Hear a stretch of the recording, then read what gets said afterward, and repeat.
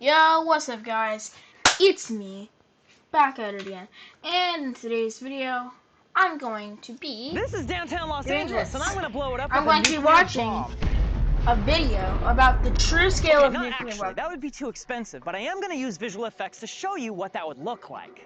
You are very familiar with nuclear weapons. I mean, they're depicted in movies all the time. However, they never do a good job of showing what actually happens during a nuclear explosion. I mean, this movie would have you believe that you could survive a nuke just by getting in your Yeah, fridge. I haven't. That's not how the Force works. Like, Even when we look I at real know that test would be footage, it's still impossible difficult to to truly do. understand the Like, power that's the on power of display. a They're nuclear always bomb in is these so powerful desolate, that it can remote waypoint entire locations city. with nothing nearby You to can't just physically climb compare into their your size everyday to. At fridge least and this just. test in the ocean had battleships for scale. On their own, it's just And really plus, hard the to center of a grasp the nuclear true explosion has a magnitude of these ton explosions. of Take a look radiation. at this shot. If you saw the movie Oppenheimer, then you're already familiar with the So first you test of a basically get nuclear hit bomb, by a heavy Trinity. dose of Sure, gamma it ray, seems even powerful, if but you it's not until somehow I put the survive the explosion, 900-foot which would tall be almost Eiffel Tower impossible. next to it that you can Literally begin to grasp impossible. its true Not even scale. Now, diamond imagine instead can of blowing up resist this bomb in the the level desert, of heat it actually blew up that in it really downtown is. Los Angeles. It's insane. Well, you don't have to imagine this. Because, like, modern nukes use, like, this, like, thing called nuclear fusion. Oh, trust, we'll come back to There this in a used to be moment, so nuclear stay tuned. fission, I just wanted to which give is you some just splitting context the first, because atoms. let's be honest, this is kind But of weird. It's hard for nuclear me to make a fusion video is in like my upbeat tone about taking the weapons of mass atoms destruction. that were So I'm put going in to focus half on the science behind and the explosion putting them itself, back because together. that is truly And mind-blowing. I don't know how that, like, Explosions are actually pretty does simple. that. They're just huge releases of energy over a short amount of time. Now, the vast majority of explosions are the result of chemical reactions, such as the gunpowder that fires bullets, or military explosives that use TNT. Since I'm TNT, I'm dynamite. TNT. And I'll win that fight. Okay, quick clarification about TNT and dynamite, because a lot of people seem to think that they're the same thing, but I mean, they're they look not. the same, but they're Dynamite is definitely not the solidified same. nitroglycerin, which is very Like, unstable and if they were the dangerous. same thing, This is wouldn't not they the be way the same thing? you transport nitrogen. On the other hand, TNT, or trinitrotoluene, is so safe and shock resistant that it took 30 years for people to even figure out that it could explode. People used to use it to, like, dye their clothes yellow. I'm not kidding. People didn't know that they were wearing explosions. What? These days, however, TNT is one of the most commonly used explosive chemicals in the world, used for everything from geological surveys to hand grenades. Did you know that hand grenades just have TNT inside of them? Because I didn't. I mean, I do now. You do too. Nuclear bombs, however, just hit different. In movies, you can always tell it's a nuke because there's a mushroom cloud. It's a very distinctive shape. However, this shape isn't actually exclusive to nukes. Mushroom clouds occur from any sufficiently large explosion. But did that actually How happen? thermals work in the air. I bet In you fact, the people first that documented were in example that of a city were mushroom going, cloud is from the 1700s. So how They're do probably nukes hit screaming. different? Instead of a chemical Yeah, they reaction, thought it it is was a a nuke. nuclear reaction. And thanks to this dude who had special relatives, we have the equation E equals mc squared, which basically just means that energy is the same thing as mass. Stuff can be converted into pure energy, and pure energy can be converted back into stuff. So in a nuclear explosion, stuff like uranium ascends beyond its three-dimensional form to become pure energy. And it is a lot of energy. Yeah, so notice that little c squared from the equation? That stands for the speed of light times the speed of light. So energy is actually equal to the mass of something times 90 quadrillion. You don't need a lot of mass to equal a lot of energy. For example, a single drop of water has a mass of 0.05 grams. It's a tiny, minuscule amount of water. But even converting just this much mass into energy would yield an explosion as large as the one we saw in Beirut. whoa. Whoa, whoa, whoa, whoa, whoa, whoa. Stop the ad. Stop the ad. Magic. This is down.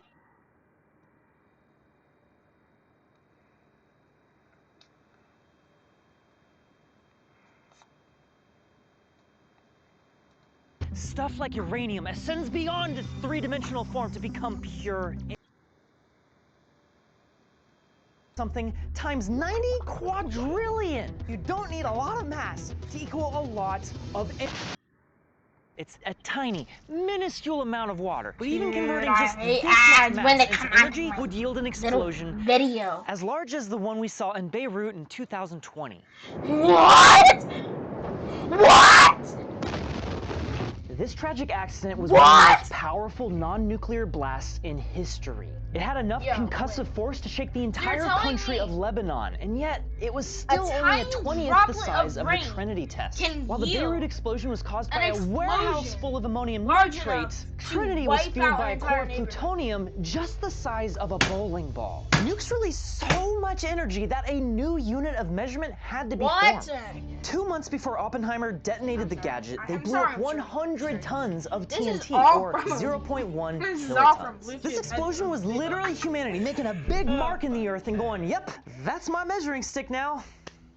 And this is how physicists were able to figure out that the size of the Trinity explosion was the equivalent of 21,000 tons of TNT, or 21 kilotons. But here's something crazy. In 2021, they actually reanalyzed the data and determined that the actual yield of this explosion was 25 kilotons. So, yeah, as if that distinction even matters when you're blowing up a city. Speaking of which.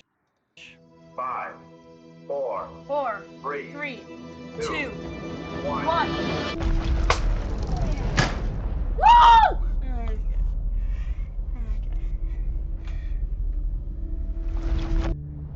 In the first 1/1,000,000th of a second after nuclear detonation, the heat Wait, is how already much so time is a extreme millionth that a of a ball of second? plasma forms. It's a fireball so hot, it reduces everything inside it to subatomic particles. The core of our star is 15 million degrees Celsius, making it the hottest point in the entire solar system. But for a brief moment in time, it becomes the second hottest point because the core of a nuclear fireball can reach 100 million degrees. To put that in perspective, that's 20,000 times hotter than the vaporization point of diamond, one of the most resilient materials in the entire universe. So it doesn't matter if you're in a fridge or a bunker made of diamond, if you're inside of this fireball, you will get deleted from existence. All of this heat radiates outward at the speed of light, instantly scorching anything unfortunate enough to be within view. This test footage shows the paint getting vaporized at the moment of detonation. It's quite literally a laser engraver, but like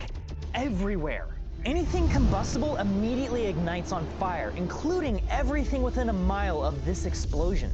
All the people within a mile and a half would receive third-degree burns. It's a burn so bad you don't even feel it. And looking at this test footage, what I find fascinating is that it's not actually windy. What we're seeing is the heat of the nuke pushing the smoke away like it's the solar wind or something. It's just that intense. The real wind and the most devastation is still to come. The shockwave is a sphere of high-pressure air that expands outward faster than the speed of sound. In fact, this shockwave is so powerful, it levels up into something even deadlier. When it hits the ground, it reflects back up to recombine with itself, forming what's called a Mach stem. It gives the shockwave a razor's edge, shaving the city down to rubble. It's been a few seconds at this point, but the explosion is still happening! The shockwave leaves behind a pressure vacuum which sucks all the air back in with hurricane-force winds. It's not as strong as the initial shockwave, but this is more insidious. As the air rushes back into the city, it delivers fresh oxygen to all the fire! The rushing air feeds the flames, which create fire tornadoes that swell to hundreds of feet high. This terrifying reality is called a firestorm, and is exactly what happened to Hiroshima. It was a city made almost entirely of wood. The worst part is that was the first ever nuke built, I think. Right? Wait, was Little Boy actually the first nuke ever detonated? Yeah, that got kind of real. I wanted to show you a hypothetical explosion so that we could separate the physics of nukes from the lives they've taken. But I don't think I can do that. Separating the science from the deaths? It's impossible. Nukes are not fun. They're weapons of war, and the devastation they've caused isn't something we should ever ignore or ever forget. Especially because this one was a small nuke. World War II may have ended, but the Cold War had just begun. It was an arms race between America and Russia to build bigger and bigger bombs, such as the B-83. It's the most powerful nuke in America's arsenal right now, and yet physically, it's not that big. It's 12 feet long. In fact, the warhead itself is just right up here at the front. For something so small, How powerful could it be? But it's just a drop bomb. Why is it the entire thing a kilotons. nuke? Yeah. Like this if is it's a an megaton if bomb. it's just I'm like using a a bomb tool that called you Nuke drop Maps. from If an you just go to airplane, Maps, you'll find it. there's Just nothing to plug like in propel the it warhead at all. yield of your choice, whether or not Unless it's you have detonating on the some surface gas or to if just it's an air propel it burst. straight Then you down just into hit the ground. detonate. This is the fireball, this is the strongest part of the shock wave, and this signifies where everyone gets third-degree burns. This is what the Trinity explosion would look like in downtown LA, but if I put in the B-83 of 1,200 kilotons, that detonation would look like this. It's like almost 2 miles wide, just the fireball. Now the B-83 is just the most powerful nuke that we currently have in our arsenal. We've tested many more powerful nukes. For instance, the Russians tested the Tsar Bomba, which was a 50 megaton bomb. And this would literally destroy the entirety of Los Angeles. Oh my god! Oh no. This is downtown Los I am actually saying fuck you ads. and then you just hit detonate. Wait, am I? This is the fireball, this is the strongest part of the shock wave. Like in downtown LA, but if I put in the B-83 of 1,200 kilotons, that detonation would look like this. It's like almost 2 miles wide, just the fireball. Now the B-83 is just the most powerful nuke that we currently have in our arsenal. We've tested many more powerful nukes. For instance, the Russians tested the Tsar Bomba, which was a 50 megaton bomb. And this would literally destroy the entirety of Los Angeles. I just turned on the casualties. Estimated casualties are about 3 million people. Instantly. I think there's a good reason why people don't normally think about this stuff. Going back to the B-83, yes, this is smaller, but we built 650.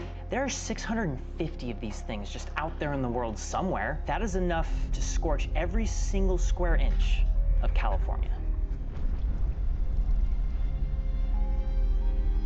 Are you scared yet? I am. We don't need 650 of these bombs. I mean, whether or not we need them at all is a separate conversation, but 650? I think we can all agree that is too many. Mutually assured destruction is still assured destruction, but thankfully there is hope. Both the US and Russia have reduced their nuclear stockpile by 50,000 warheads since the height of the Cold War. Think about that for a moment. Two nations with a history of animosity and distrust were able to set aside their fear of each other and put most of their weapons down. When I see that, I don't see a species trying to destroy themselves. I see a species with a reason to save themselves. And that gives me hope. We need more of that for the safety of us all. But thanks for watching. If you thought the explosions in this video were cool, well, I've got something special for you. I've included a download link to a preset so that you can simulate your own nukes using a real-time sim program called Embergen. It simulates smoke and fire like lightning fast. And lastly, what would happen to the Earth if the Universal logo was real? Well, I made a whole video about it right here, going into detail about exactly what would happen. Spoilers, the world would end. But how? Well, you gotta watch the video to find out. It's right here. Click. Okay. Well, people, if you enjoyed today's video, then like and subscribe. And I will see you in the next one. Peace.